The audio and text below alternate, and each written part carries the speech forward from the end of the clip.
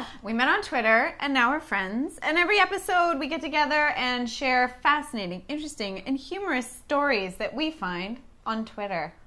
We're trying something new today. It's a new format of filming, so bear with us if there are any technical difficulties, but there may not be, right? There will certainly be guaranteed. technical difficulties. All right, I'm going to go first. All right. I have a story from that Eric Alper, and Eric Alper is a PR fellow in the music industry.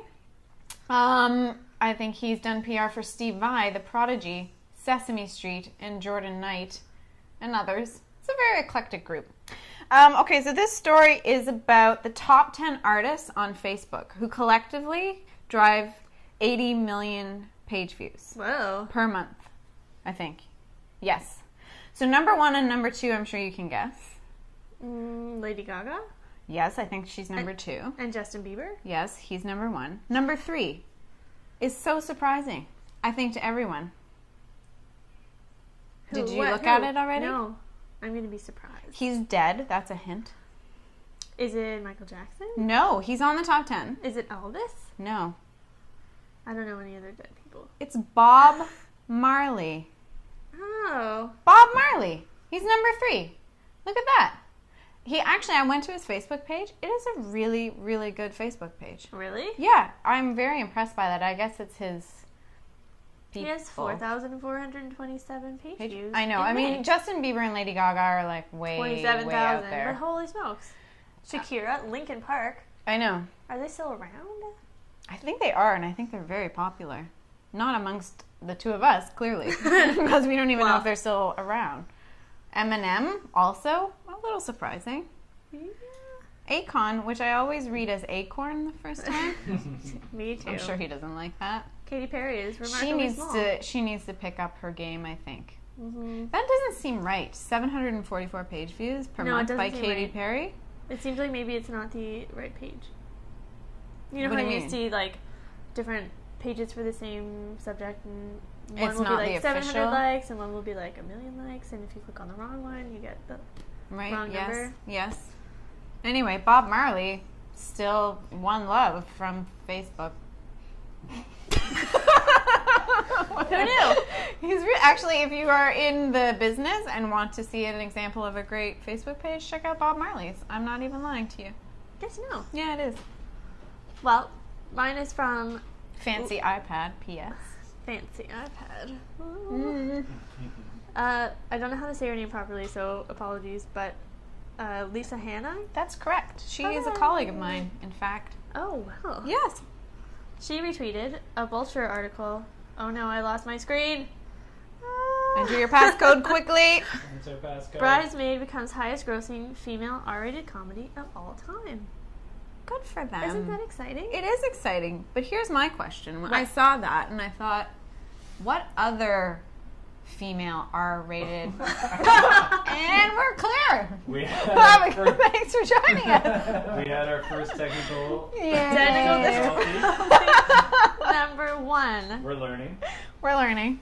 Now the credits surprise. So the credits. Okay. So that happened. Are what are there the others? other female R-rated comedies? I would like to know that as well. Apparently, because- it beat out Sex and the City. well, Is that really an R-rated comedy? I guess so. Sex and the City? Well, isn't it? I guess. r- Yeah, I guess comedy is a Yeah. loose term. Well, But I also, how do you feel about the fact that it keeps being that Bridesmaids, the film, keeps being referred to as a female comedy? Should it not just be judged as a comedy? it should be, but it isn't. But that's okay, because each female comedy paves the way for a comedy in the future. Comedy. That's the both best men and kind women. of comedy. And other living creatures. In a humorous, Such as what? a humorous film genre called comedy. Well, I'm pleased. I saw it and I thought it was very funny. I also liked it. It was very long though, and also too sad. I also didn't care for the pooping part, but I'm not a fan I of love scatological that humor. part. Eschatological. No, it's not my thing. But anyway. All right.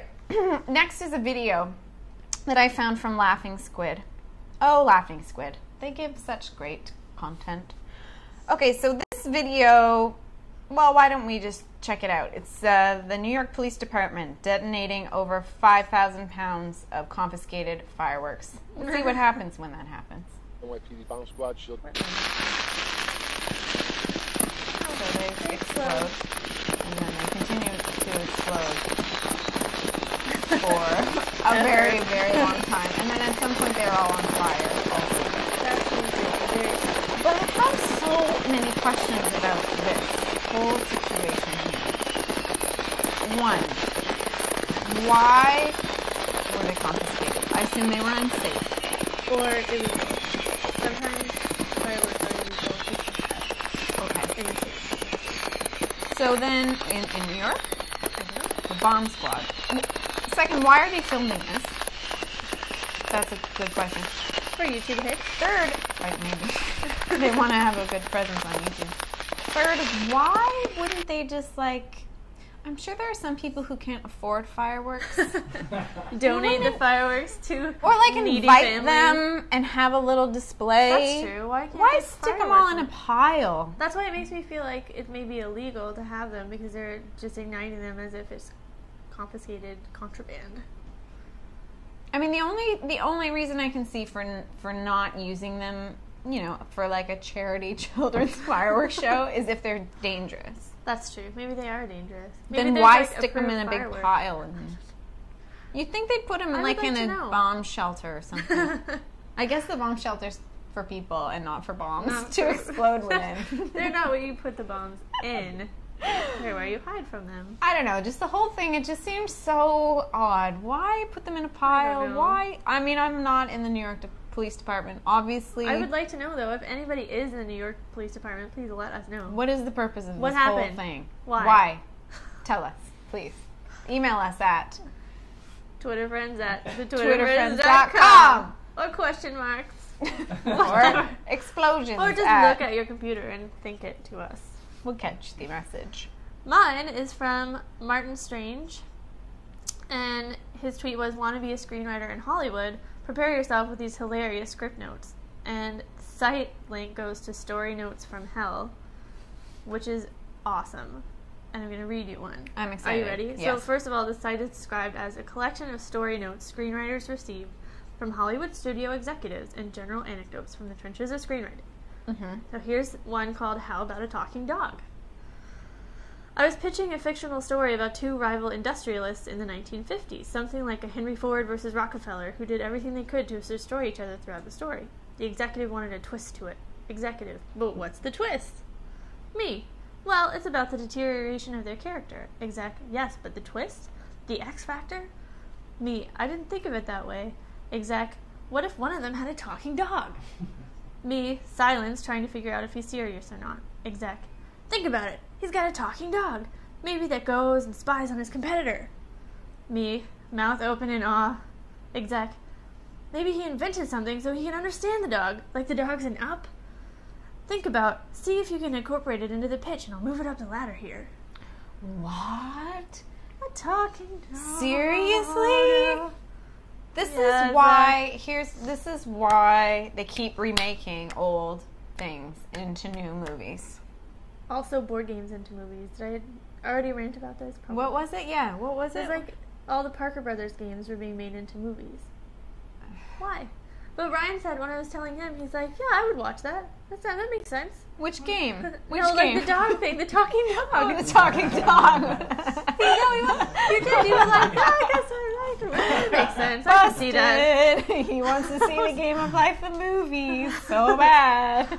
Also with the Smurfs, like remaking the Smurfs Oh, man. as like CGI. Why? I don't Why know. do I such a don't thing? know. Just We doesn't did a make whole any project sense. at work regarding the Smurfs, and it was just like, what? Don't What's do happening? it. And I think there's no Gargamel even. No, I think there is. Oh. There is. I saw an illustration of Smurfette wearing Lanvin clothing and like Oh my designer God. outfits. I'm like, what the We hell? started. All right, my recommended follow is Fake AP Style Book, And they are really funny. If you are in the writing, journalism, media field, you'll be familiar with the AP style book, the American Press style book, which is the way that, it tells you how to capitalize things and how to treat certain things. This one is fake, and it is really funny. And maybe can we see it again so we can see some examples of Oh my God, the seriously? things? Well, because I thought that was the whole amazingness of this new setup. I'm practicing. Okay, AP style book. There we go. That one's not that funny. So Have sex with is incorrect. The correct phrase is, no, that's really not that The funny. next one is Uh, good. Yes, replace the Oxford comma with the Yale comma. It's not as prestigious, but still gets the job done. Okay, so those are maybe not the best examples, but trust me, it's funny. It is really funny. I like it very much. I do too. My recommended follow is Hart Hansen. That sounded like I was teaching a class of kindergartners. But he's a screenwriter. My whole thing this week apparently is about screenwriters. But he's a screenwriter, and he created Bones, and he's super nice. He's Canadian. I saw him speak once, and it changed my whole idea of what screenwriting was. So It did? How? he's super nice. He's very friendly, and I really enjoy following him on Twitter. What did he say that changed your life? I guess don't we know. don't He have just time for that, said do it we? like it was. So I thought it was very interesting because a lot of people do that whole you have to go to this workshop and do this thing, and he's just like, eh. That wasn't really his advice, That sounds no. life-changing. I can tell you He was later. like, meh. That actually didn't happen at all. I'm really sorry, Hart, if you see this. Also, his name's Hart. Awkward. All right. Thanks so much for joining us. Sorry about the technical difficulties, but join us again next time on Twitter Friends! Yeah.